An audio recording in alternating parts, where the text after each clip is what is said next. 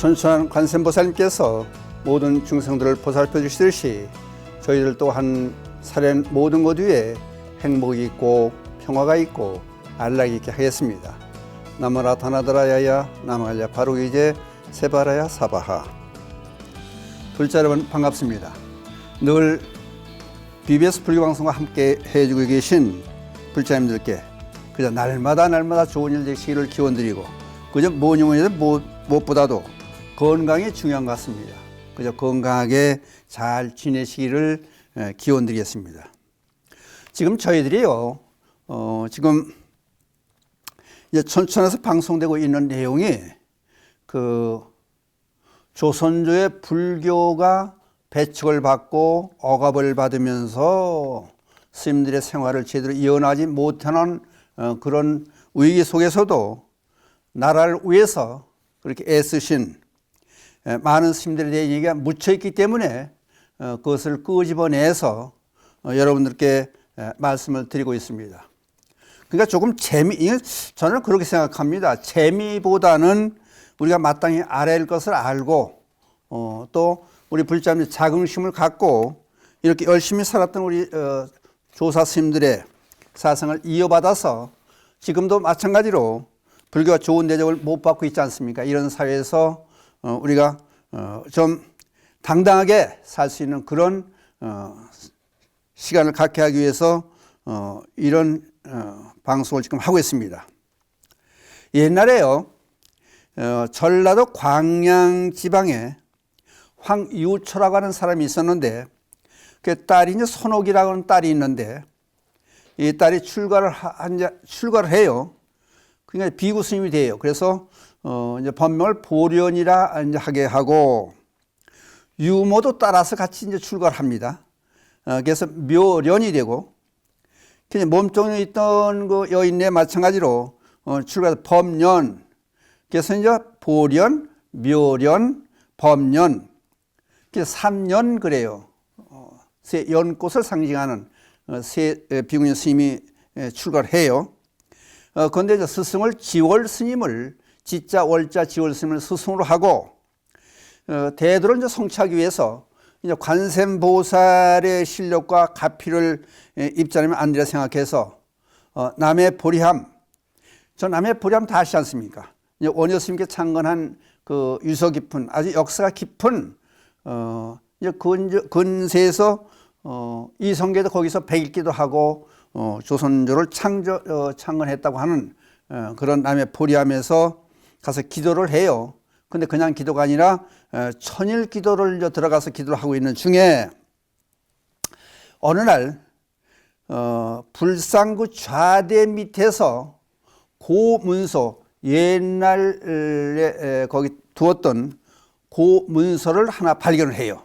근데 그 내용이 이제 어떻게 되어 있냐면 참 묘한 것이요. 우리 세 사람은 연화도인을 모시고 3년간을 이곳에서 관음성호를 부르며 공부해서 마침내 관음대성의 자비롭고 미묘한 성상을 칭견했다. 그러니까 관세음보살을 칭견했다는 거 아닙니까? 기쁨과 감격에 넘치어 세세생생 이곳에 와서 연화도인을 모시고 공부하기를 맹세했다. 정덕 무인 9월 연화도인 제자 성운 성년 성월 삼각 기록함 그렇게 되어 있는 고문서를 발견을 합니다. 근데 여기도 마찬가지로 이제 성자 들리면 성운 성년 성월인데 이 글에 얽힌 이제 연화도인이 이제 세 스님과 은사 스님이 이제 생각하기를 보니까 연화도인은 그 당시 이제 은사 스님은 지월 스님이고 성운 스님은 보련 스님이 됐고 성년 스님은 묘련 스님이 됐고 또 성월 스님은 법련 스님이 됐다는 그 인연이 묘한 거 아닙니까? 그러니까 옛날에 여기 이제 남해 보리함에 와서 천일 기도를 했는데 그 이후에 세월이 많이 흐른 뒤에 다시 와서 똑같은 세 사람이 천일 기도를 하고 관음 기도를 했다. 이게 그냥 우연히 있는 일이 아니지 않습니까, 이게. 그러니까 이 인연이라는 것이 묘하다는 얘기를 여기서 우리가 할 수가 있겠는데 여기서 세 비구는 이제 이 고문서를 보고서 그 뜻을 새롭게 했겠죠. 이제. 그래서 신심을 더욱 굳혀서 정진해서 천일 기도를 마치고 해양하면서 자제한 신통 자제한 그 법력을 얻었다고 그래요. 그 뒤에 그들은 이제 스님의 가르침을 따라서 손자병법을 익히고 해상열대의 지세와 해리를 살피는 한편, 이게 거북선의 원형이라 할 수 있는, 이제 그 역사에 보면요, 거북선이 처음에 뚜껑 씌운 배로 나와요. 뚜껑 씌운 배. 그게 뭐냐면 옛날에는 판옥선이라고 그랬다는 거예요. 판옥선. 이게 이제 해전에서 전역을 하다 보면은 배가 이제 그 위험하죠. 이제 적군의 화살도 받을 수 있고 그러니까 배 위에 뚜껑을 씌우는 거예요. 그게 거북선이라는 거예요.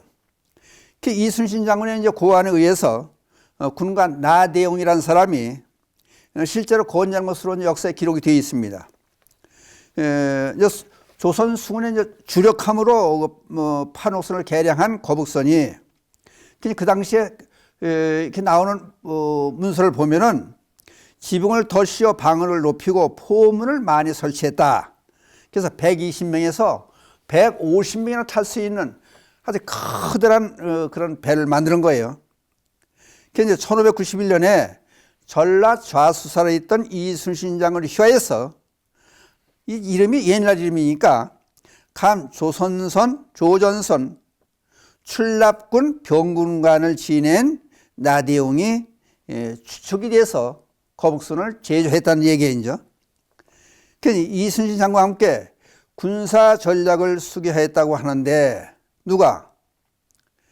이제 세 비구니 스님들이 이제 임진왜란이 나니까 이순신 장군과 함께 군사 전략을 수교하고, 아까 얘기했잖아요. 손자병법도 익혔고, 또 남해 일대 이쪽에 이제 해상 열대의 지세와 해리를 아주 손바닥 보듯이 잘 살피게 됐었고, 그러다 보니까 이순신 장군과 함께 군사적으로 수교하였다고 이제 얘기가 나와 있습니다.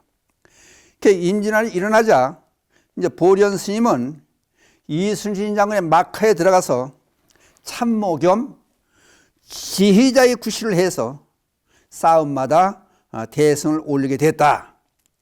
다른 두 비구니는 여기 나오는데 그대로 읽으면요, 뚜껑 없는 배, 거북선을 얘기하는 거, 뚜껑 없는 배를 타고, 뚜껑 씌운 배를 타고, 뚜껑 덮은 배를 타고, 거북선이에요.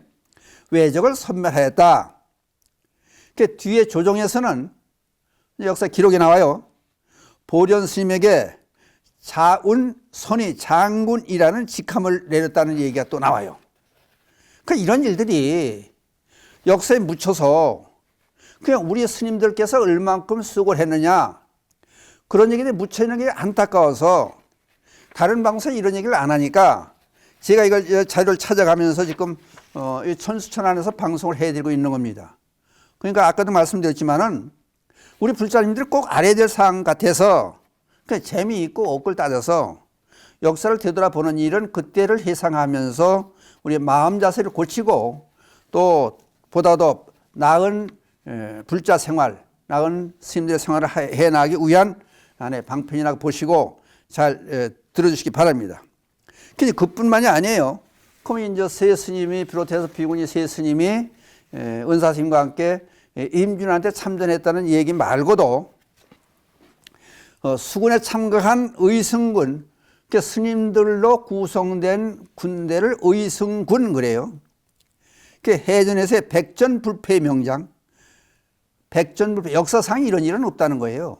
백전불패의 명장 이순신 장군의 수군에 참여한 의승군, 그때 함께 직접 참여한 의승군이 400명이라고 이제 나와 있어요. 이것은 난중 일기의 이충봉 전서 행록에 나와 있는 사실들을 이제 발췌해서 여러분께 소개해 드리는 거고, 여기 보면요, 어떤 얘기들이 나오냐면은 호를 자운이라고 하고 윤을 스님이 있어요. 이 스님이 호남의 승군 대장으로 많은 공을 세웠다 그렇게 되어 있습니다. 이순신 장군이 전사한 후에 노량에서 추모제를 지냈다는 기록도 나와요. 누가? 윤을 스님이, 호를 자운으로 하는 윤을 스님께서 그랬고, 그 다음에 목형 스님이라는 또 스님의 얘기가 나와요. 이제 호남의 승려로서 군량미를 조달했다. 군량미가 없으면 전쟁이 될 수가 없어요. 먹고 살아야 무슨 전쟁을 하죠. 그러니까 이게 상당히 전투에서 중요한 요소를 차지하는 건데, 옥형 스님이 군량미를 조달했다. 그 다음에 이 옥형 스님께서 이순신 장군이 전사 후에 충만사라고 하는 사당에서 스님이 돌아가실 때까지 이 사당을 지키며 그 이충무공의 제사를 지내드렸다고 하는 기록이 또 나와요. 그 다음에 순천 지방에 삼해 스님이 있는데 순천 출신의 삼해 스님이 이제 시호 별도장 그래. 그때 이제 직함이에요. 요새는 이게 이런 직함이 없겠죠. 시호 별도장이었고, 또 고흥 출신의 의능 스님이라는 스님께서는 유격 별도장, 또 광양 출신의 성휘 스님께서는 우돌격장. 돌격장은 앞에 선봉에 서서 아마 전쟁을 치렀던 그런 위치 같아요. 그다음 광주 출신의 신해 스님께서는 좌돌격장. 그러니까 우돌격장은 성희 스님이고, 좌돌격장은 왼쪽의 돌격장은 신해 스님이었고, 또 곡성에 출신의 지원 스님께서는 양병 용격장으로서, 이건 지가 돼, 맡은 직무가 되지. 양병 용격장으로 의승군을 조직하고 지도를 담당했었다. 근데 여기 지금 간단히 소개하는 것만 봐도 얼마나 중요한 일을 스님들께서 맡았습니까? 이렇게 아주 유림들에 의해서 불교가 폄훼되고 박해를 받고 온갖 모진 숨을 다 겪는 과정에서도 나라에서 전쟁이 나니까 나라와 백성을 위해서 이만큼 애썼던 우리 스님들의 모습이 지금 여기 이제 이충무 행서 전서 행록에 나오는 기록들을 여기에 지금 쭉 열거를 했습니다. 근데 이충무 전서에 또 어떤 얘기가 나오냐면은 전라 좌수영의 의승군 명단이 전남 여천에 있는 흥국사, 그 흥국사가 아주 큰 사찰이더라. 옛날에 저도 그거 가본 적이 있어요. 흥국사 상량문에 명단이 기록되어 있다는 거예요. 승군의 명단들이 여기에 기록되어 있다는 거예요. 그러니까 이것도 한번 우리가 발췌해내서 이제 스님들께서 제사도 지내주고 불자들이 이 훌륭했던 스님들의 업적을 기리고 그걸 잊지 않게 하기 위해서 이런 행사가 아마 대대적으로 필요할 것 같은 그런 생각이 듭니다. 근데 여기 또 하나 이제 우리가 소개해 드릴 것은 이순신 장군께서 여기 이제 기록해 놓은 그 하나의 문서를 통해서 수군이 그 중에서도 의성장 스님들로 구성된 성병들께서 이제 거기에 장수들이 있으니까 의성장 그래요. 그분들께서 얼마큼 많은 수고를 했고 훌륭한 업적을 남기셨나 하는 것을 요 글에서 보면은 이렇게 짐작해 볼 수가 있습니다. 수군 후 자진해서 들어온 의성장, 이건 이제 의병 등의 들을 담당해서 하는 장군이에요. 스님으로 스님 출신 장군.